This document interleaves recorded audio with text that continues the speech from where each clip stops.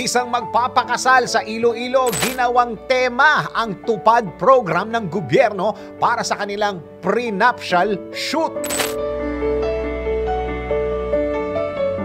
Bukod sa mismong seremonya ng kasal, ang prenuptial shoot ang isa sa pinaghahandaan ng mga bride at groom dahil magsisilbi itong remembrance ng kanilang milestone. Pero ang isang couple na ito sa Iloilo nagsagawa ng napakasimple ngunit sobra namang kakaibang prenup shoot.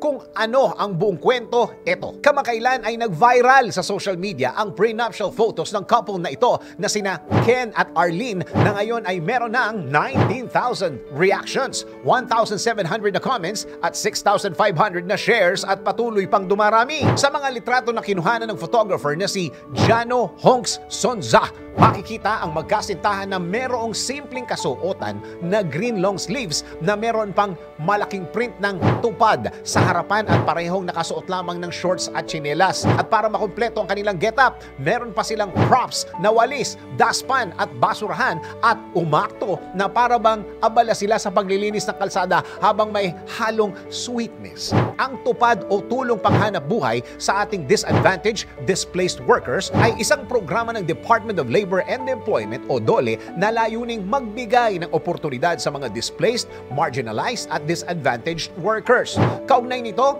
kinagiliwan naman ng netizens online ang simple ngunit walang katulad na photoshoot na ito kung saan agad na dinagsa ng pagbati ang mga nakatutuwang komento mula sa mga netizen. Tulad ng komentong, natupad na ang pangarap sa tupad. Ikaw, ano ang unique na prenup photoshoot ideas na naiisip mo? DWIZ Research Report.